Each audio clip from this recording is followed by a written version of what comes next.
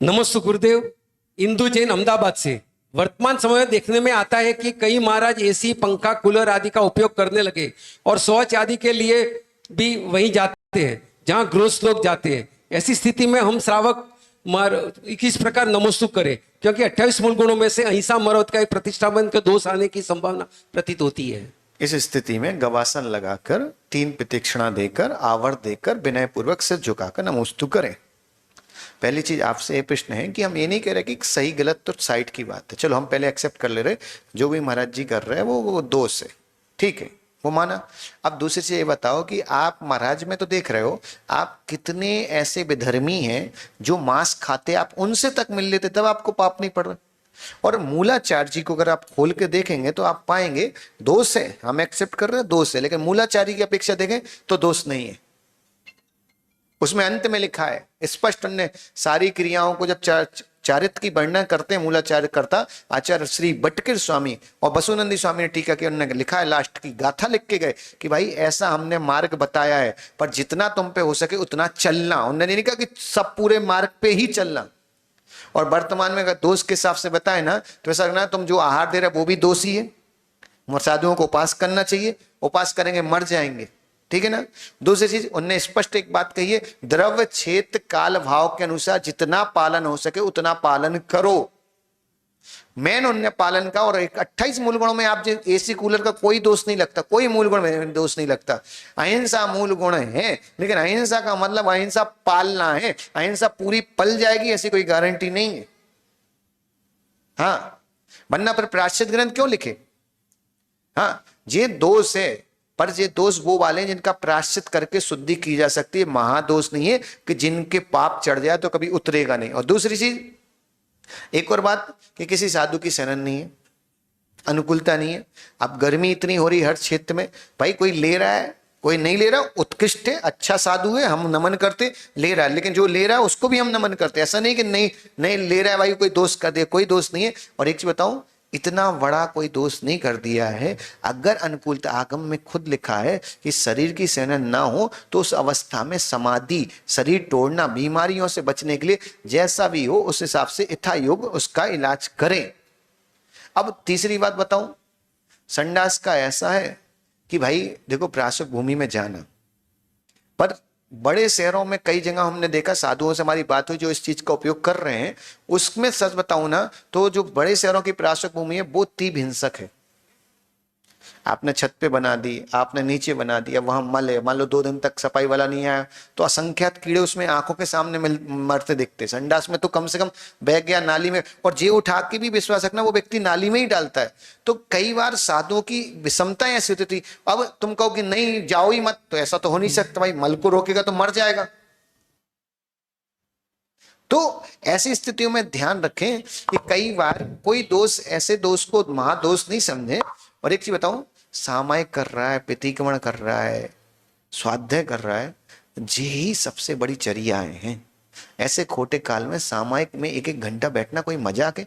एक नमोकार की माला नहीं फिर रही वहां 1-1 घंटे की सामायिक कर रहे हैं, प्रतिक्रमण कर रहे हैं, स्वाध्याय कर रहे हैं, तो आप इस चीज को कम नहीं समझें और आप जाना विकल्प नहीं करें। और बाकी चतुर्मास जब होता है तो उसमें जहां भी होगा आप विकल्प नहीं करें, वहां प्रवचन होता है, ऑनलाइन भी चलता है। 3 दिन हम पूरी मुनिचर्या का ही प्रवचन करते, कैसे वो दीक्षा लेता है, कैसे वो करता है, तो आपको सब समझ में आ जाएगा क्या क्या कठिन है। अरे हम मुनियों पे उंगली तो उठाते हैं, सोचो कि घर से यहाँ तक आने का रास्ता भी कितना कठिन है, कैसे घर वालों को मनाता है, कैसे सब करता है, कैसे वो राग द्वेष छोड़ता है। आप विश्वास रखो कि मंदिर में पूजा की द्रव्य चढ़ा रहे, अर्घ चढ़ाते समय डिब्बी में से एक सिक्का गिर जाए तो बाद में अर्घ चढ़ाते पहले सिक्का उठाते, हम पे वो एक सिक्का नहीं छूट रहा है और वो सर्वस्व छोड़ के आया, तो आसान चीज नहीं है। हाँ, बुरा नहीं माने, किसी के अभिनय नहीं कर रहा हूं, पर इस चीज का ध्यान रखें। इसलिए हम एक्सेप्ट कर रहे हैं कि वो दोष है, पर इतना बड़ा दोष नहीं है कि उनको आप मुनि नहीं माने, आप उनकी निंदा करें। आप मुनि नहीं माने तो क्या दिक्कत। तो देखिए बताऊं, सावक जितने भी आपके, किसी के हाथ में अंगूठी है सोने की, किसी के हाथ में क्या सोने की अंगूठी, मनोज भाई के हाथ में। मनोज भाई ऐसे निकल जाएगी, कोई भी वो वाली वास्तु मास्तु वाली तो नहीं निकलेगी, तो दक्षिण से सवारी बढ़ जाएगी। हाँ, वो थोड़ा भारी। किसी की ऐसे अंगूठी हो जो निकल जाए, काका जी निकालो ना, तुम्हारे पास 2 हम नहीं चाहिए, आप तो बस जल्दी फटाफट निकाल। ऐसे अंगूठी दिखाओ, ये काय की है, ऐसी दिखाओ, सोने की। पर बताओ प्योर सोने की अंगूठी बनती क्या, बना सकता कोई कारीगर?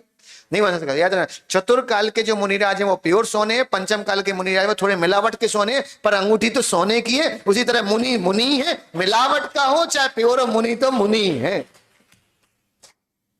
नमस्ते गुरुदेव। सपन शाह 16 रोड अहमदाबाद से अनंतानुबंधी और प्रत्याख्यान संचलन के बारे में समझाए गुरुजी। बहुत बढ़िया, बहुत अच्छा प्रश्न है। अनंतानुबंधी कसाय जो होती है वो मिथ्या दृष्टि जीव को होती है, ठीक है ना। एक ऐसी कसाय, जैसे हमने सुमित को कोई बात बोल दी, सुमित को बुरा लग गया, कोई बात नहीं, मनुष्य का स्वभाव है बुरा लगना, हमारे पास मन है, ज्ञान है, कभी अच्छा भी हो सकता है बुरा भी हो सकता है। हमने राहुल को बोल दी, राहुल को बुरा लग गया, लग भी सकता है, कोई बात नहीं, गुरु है, कोई ऐसा नहीं। लेकिन इस बुरे को वो पकड़ के बैठा सालों तक, वर्षों तक, नहीं हम तो उनको बात ही नहीं करेंगे, उन्होंने हमसे ऐसा कर दिया था, इसको बोलते अनंतानुबंधी कसाय बांध के बैठना। ज्ञान में याद रह सकता है कि नहीं, अमुक व्यक्ति ने हमसे, मनोज भाई ने हमसे ऐसा बोल दिया, तो वो याद आ जाएगा, मनोज भाई का चेहरा दिखे, लेकिन जैसे ही याद आएगा वो कहे छोड़ो। जो ऐसा सोच लेता छोड़ो, 1 साल बाद 10 साल बाद कभी भी दिखे छोड़ो, है खत्म, वो दिन गए, वो बात गई। 6 महीने से ऊपर जो कसाय चले, क्रोध मान माया लोभ, वो अनंतानुबंधी, ठीक है। फिर इसके बाद कौन सी आती है? अपित्याख्यान। अपित्याख्यान की कसाय की सीमा है कि 6 महीने से 15 दिन। कितना?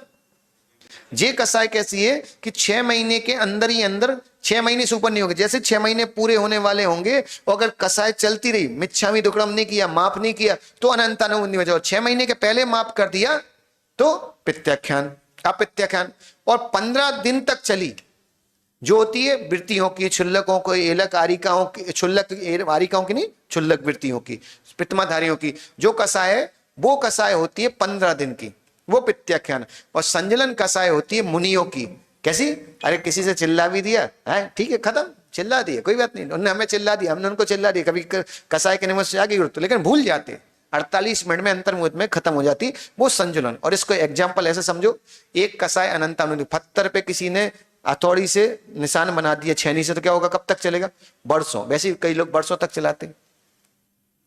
दूसरी कसाय को आचार्य महाराज ने कहा है मिट्टी पे कुछ लिख दिया तो क्या होगा? रहेगी, लंबे समय तक रहेगी, लेकिन कब तक? जब तक बारिश नहीं है। जैसे बारिश आई, मिट्टी फूली, खत्म। लेकिन बारिश जल्दी नहीं आती, पर इतना लंबा समय भी नहीं लेती। तीसरी, रेत पे, समुद्र के किनारे, नदी किनारे, रेत पे तुमने कुछ लिख दिया, थोड़ी देर चलेगी, फिर लहर आएगी और मिटा के चली जाएगी। और महाराज की कसाय कैसी होती है? संजुलन कसाय कैसी है? पानी पे लिखा, आगे लिखा और पीछे मिटता गया, इसको संजुलन कसाय बोलते हैं। ये सब विस्तार है, टेंशन है, हम पूरी पाठशाला ही चतुर्मास में पढ़ाते हैं। हमें मालूम है कि तुम बहुत बड़े धर्मात्मा हो, पर एक समस्या है कि तुम्हारा धर्म जहां से शुरू होता है ना, वहां हमारा खत्म हो जाता है। नमस्ते गुरुदेव। जसवंत भाई नवरंगपुरा अहमदाबाद से, उसका जिज्ञासा है कि महाराज मंदिर में जाके पहले दर्शन करना चाहिए कि प्रदक्षिणा करना चाहिए? प्रदक्षिणा। मंदिर में जाके सबसे पहले प्रदक्षिणा देना। आप देखो, अपन पढ़ते ना पंचकणक आदि में, ऐरावत हाथी पे सौधर में आया, आके उसने पहले अयोध्या की प्रदक्षिणा दी। दान चिंतामणि नाम का ग्रंथ, उसमें भी ऐसा वर्णन आया। तो सबसे पहले भगवान की प्रदक्षिणा। प्रदक्षिणा का मतलब क्या होता है? शादी में हम फेरे दे रहे, वो उसका मतलब क्या है? हम तुम्हें अपना मान रहे हैं, तुम्हें, तुम्हारे प्रति हम अपना सर्वस्व निछावर कर रहे हैं। केवल 7 फेरे में एक दूसरे के प्रति निछावर हो जाते। तो उसी तरह भगवान के पास आओ तो उनको पहले विनय करना है, कुछ करना, तो उनको महसूस तो कराओ कि हम तुम्हारे हैं। तो महसूस कराने की क्रिया का नाम है परिक्रमा, प्रदक्षिणा। तो पहले प्रदक्षिणा देना चाहिए, उसके बाद भगवान के पास खड़े हो, और खड़े होकर पहले भगवान को निहारो।